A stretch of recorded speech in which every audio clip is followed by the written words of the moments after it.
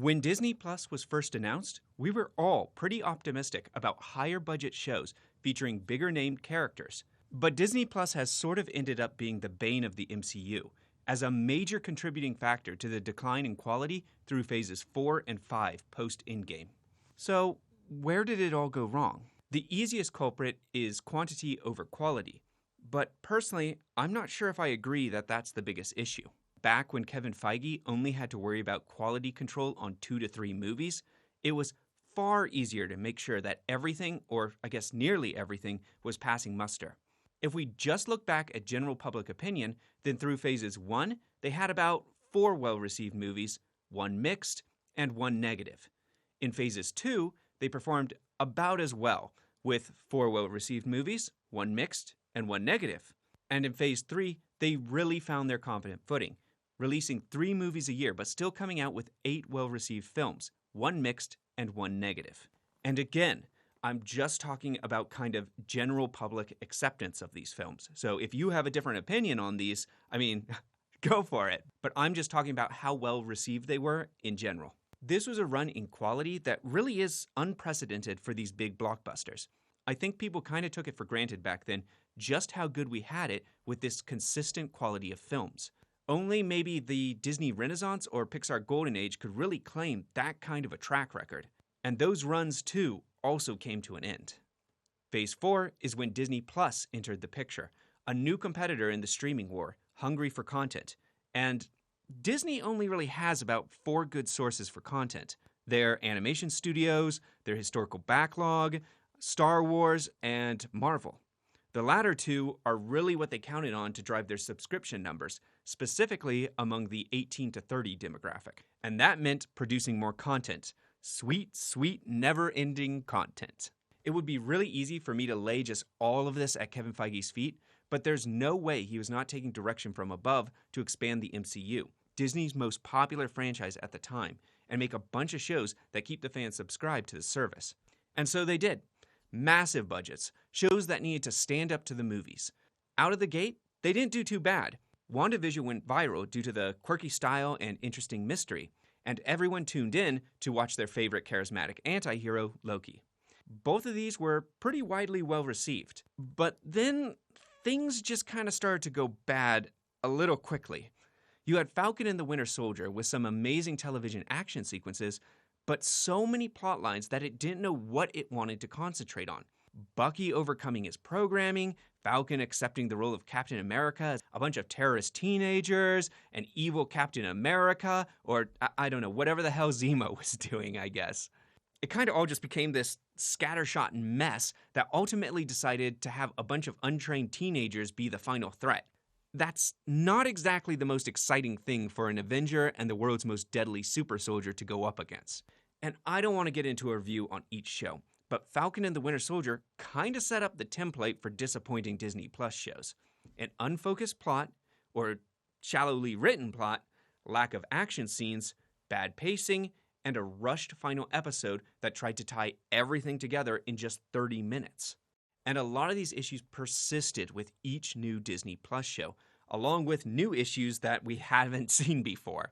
Miss Marvel had an invigorating Scott Pilgrim-esque first 2 episodes before completely abandoning that style to focus on another world-ending event.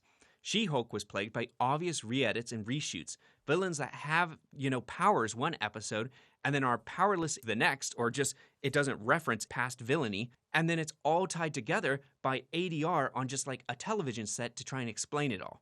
Scrambled narrative, eye-gougingly bad CGI, before ending with the equivalent of it was all just a dream, or basically the same thing. Anyways, thanks for wasting our time.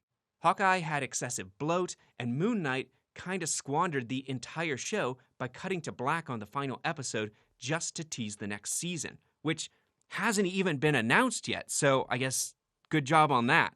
Even Secret Invasion struggled through the entire runtime to find a reason for its existence, as it did everything possible to kind of bore the audience to tears with a meandering and unfocused, thriller, even though it really didn't have any thrill to it. It's not even worth me doing a full review on because it's just so boring that I think my brain has already kind of deleted it out of my memory. There are so many levels of disappointment for every Disney Plus show, and to reiterate, yes, quantity did play a part. Going from 2 films to 3 films, that was fine. Going from 3 films a year to 3 to 4 films a year, 5 shows, and then a special or 2 specials, that's a bridge too far, both for Marvel as a production company and for us as the audience.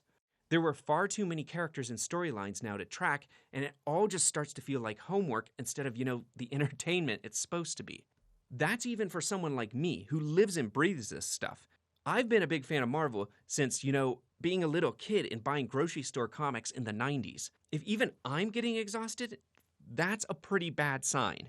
There is no denying that dip in quality. They went from 9 good, 1 mixed, and 1 negative, but they went to, in my opinion, 3 good, 2 mixed, and 2 negative.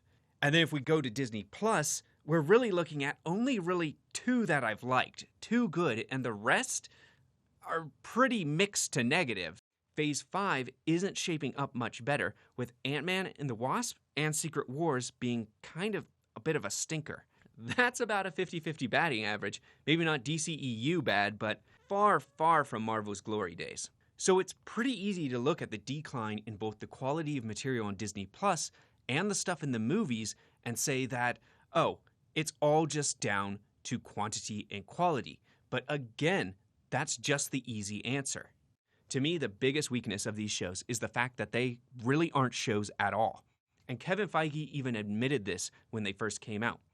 These are bloated, low-budget movies that have been just, spliced and cut up into 6 episodes of about 30 to 40 minutes in length. And you may be asking, what's so wrong with that? Serialized television has become extremely popular in the age of streaming.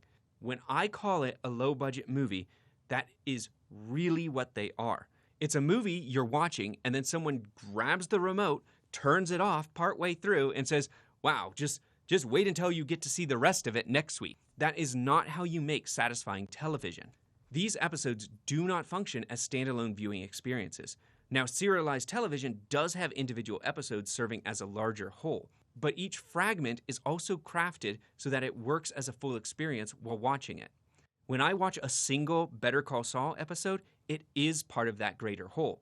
But I don't come away from that single episode with just a shrug of my shoulders and saying, well, it was just 1 episode, it'll make sense when it all comes together. No, each episode is a satisfying viewing experience for that week. There's a beginning, a middle, and an end. Rising and falling action. Not just a singular monotone through line or consistent tone from one scene to the next. And you may be saying, hey, wait a minute, that's not fair to compare one of the best shows of all time to Marvel. Okay, fine, fair. Let's compare the MCU to itself. Looking back to when Marvel Entertainment used to handle all the shows, they may not have always hit it out of the park, but when they got it, they got it. Netflix Marvel in particular had some of the best stuff in the MCU, which now is stupidly being called into question on if it's canon or not. I mean, I don't know why you would get rid of some of your best shows. That's just, it's beyond me. It's ridiculous. I don't understand it. But anyways, Daredevil Season 1 through 3 and Jessica Jones were rock solid and able to support a 13-episode run at 50 minutes. They were serialized and made to play to Netflix's binge model, but when you really sat down and just watched a single episode, it felt like a full TV experience and not a movie that cuts to black at just a random point. There was usually a big action set piece each week, but also character moments that played to the strengths of a longer runtime within the television medium. Agents of S.H.I.E.L.D. really took a while to find its footing, but once it did, it was able to carry out a 22-episode run with multiple arcs and characters that the audience really got to know and care for as they developed across many seasons. And I'll tell you what, I'll certainly take the LMD arc in S.H.I.E.L.D. over the boring, lackadaisical mess of Secret Invasion. It was superior in nearly every way. It's also kind of ironic to me that Disney Plus has chosen to go for the weekly releases when the Netflix binge model actually would have served these shows better. These 6 episodes were basically designed to be watched in one sitting rather than across, months. But this brings us to another problem, choice of properties. Marvel Entertainment smartly picked their properties that they could do on a relatively cheap budget. Relatively, I say. It's, of course, a lot of millions still, but it's not like the 200 million bloat of Secret Invasion. They picked street-level heroes whose powers didn't require overblown VFX. S.H.I.E.L.D. was probably their most expensive and effects heavy, and that one was just mostly about a group of globe-trotting super spies.